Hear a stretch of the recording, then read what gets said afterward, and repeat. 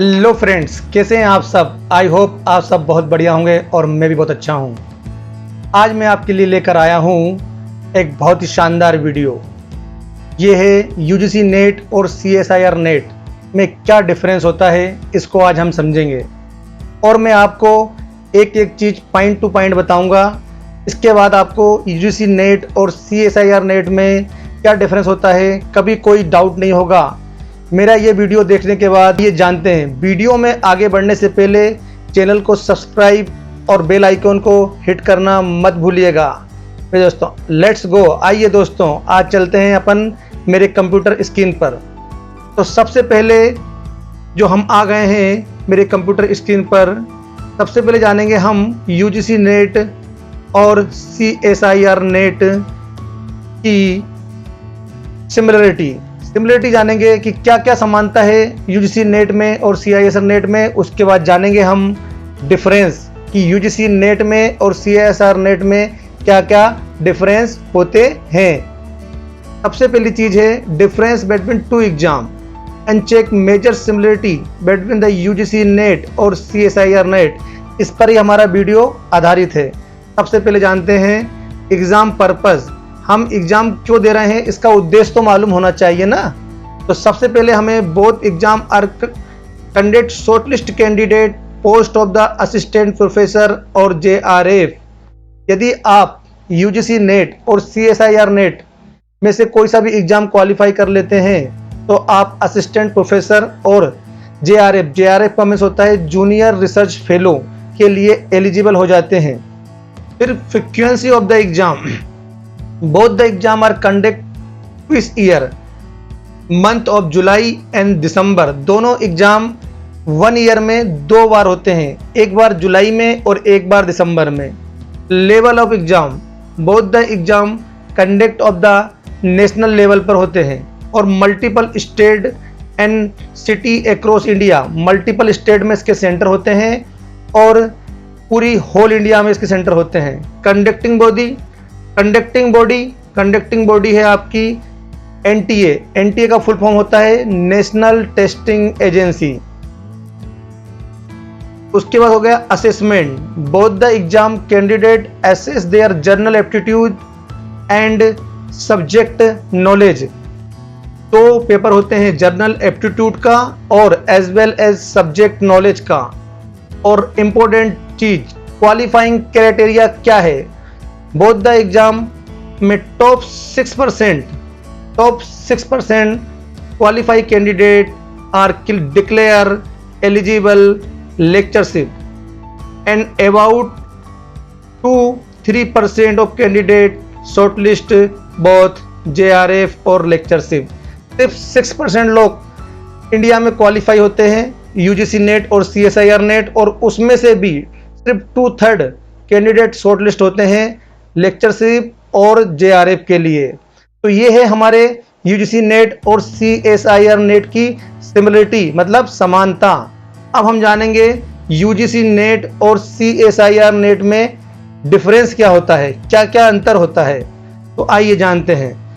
लेकिन वीडियो में आगे बढ़ने से पहले चैनल को सब्सक्राइब और लाइक करना मत भूलिएगा, क्योंकि जो अब मैं आपको बताने जा रहा हूँ ये बहुत ही इंपॉर्टेंट चीज़ें हैं। इसमें लाखों बच्चे कंफ्यूज होते रहते हैं, इसलिए मैं आपके लिए एक लाया हूं वीडियो। इसमें सब कुछ डाउट आपका खत्म हो जाएगा इस वीडियो को देखने के बाद। तो आइए चलते हैं आगे।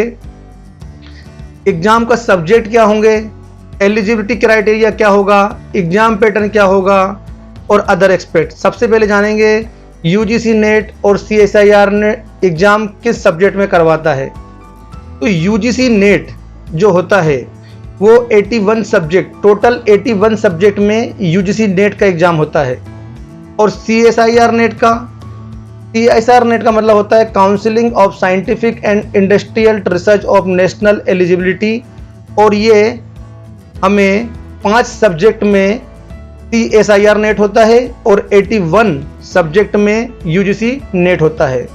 Name of the subject, list of the UGC net subject की लिस्ट आपको यूजीसी ग्रांट कमीशन की साइट के ऊपर मिल जाएगी। जैसे एग्जाम्पल के तौर पर commerce, political science, history, economics, management, ये सब और भी सब्जेक्ट, कंप्यूटर साइंस, ये सब आपके 81 सब्जेक्ट में कवर होते हैं। और CSIR नेट जो टोटली 5 सब्जेक्ट के लिए होता है, ये साइंस स्ट्रीम वालों के लिए होते हैं, जैसे chemical science, earth and atmospheric और planetary science, life science, mathematical science और फिजिकल साइंस।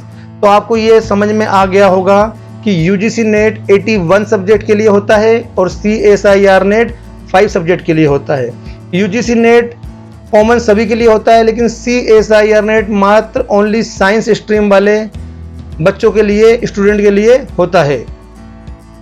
तो ये आप जान गए होंगे। उसके बाद हम आगे बढ़ते हैं UGC नेट और CSIR नेट की एलिजिबिलिटी क्राइटेरिया के बारे में जानेंगे। सबसे पहले जान लेते हैं हम एजुकेशन क्वालिफिकेशन।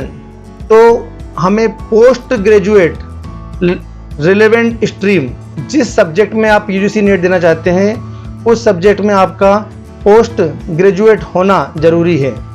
एग्जाम्पल के तौर पर social science, electronic science, computer science और एटलीस्ट 55% एग्रीगेट।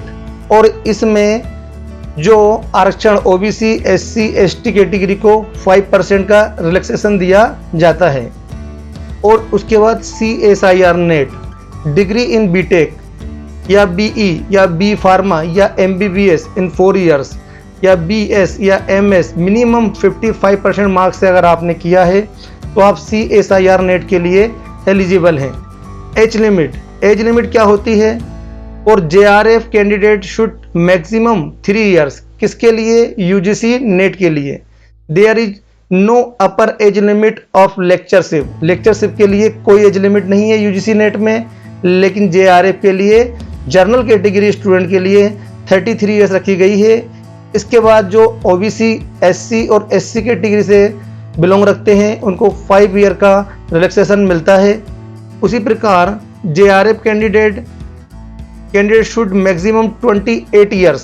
CSIR नेट में जनरल कैटेगरी स्टूडेंट के लिए एज लिमिट रखी गई है 28 and there is a no upper age limit of lectureship. अब UGC नेट और CSIR नेट एग्जाम पैटर्न हम जानेंगे। अब एग्जाम पैटर्न के बारे में, ये आपके लिए बहुत इंपॉर्टेंट है कि UGC नेट और CSIR नेट का एग्जाम पैटर्न में क्या डिफरेंस होता है, और दोनों में बहुत ही मेजर डिफरेंस पाया जाता है। तो सबसे पहले हम जान रहे हैं UGC नेट के एग्जाम पैटर्न के बारे में जानेंगे। UGC नेट में 2 पेपर होते हैं। फर्स्ट पेपर जनरल एप्टीट्यूड का होता है, सेकंड पेपर हमारे सब्जेक्ट से रिलेटेड होता है। तो जो पहला पेपर होता है उसमें 50 क्वेश्चन आते हैं और एक क्वेश्चन 2 मार्क्स का होता है। तो टोटल मार्क्स कितने हो गए? 100 मार्क्स हो गए। उसके बाद पेपर 2 नंबर का जो होता है वो भी 100 क्वेश्चन उसमें पूछे जाते हैं और एक क्वेश्चन कितने मार्क्स का होता है? 2 मार्क्स का होता है। तो मार्क्स कितने हो गए? 200। तो टोटल नंबर ऑफ क्वेश्चन हो गए 150 और टोटल मार्क्स हो गए 300। और UGC नेट के एग्जाम में no negative marking. UGC NET exam में नो नेगेटिव मार्किंग होती है। लेकिन CSIR नेट थोड़ा डिफरेंस है UGC नेट के। CSIR नेट एग्जाम पैटर्न जैसे कि इसमें जो 5 सब्जेक्ट होते हैं उसमें हम जानेंगे। सबसे पहले जो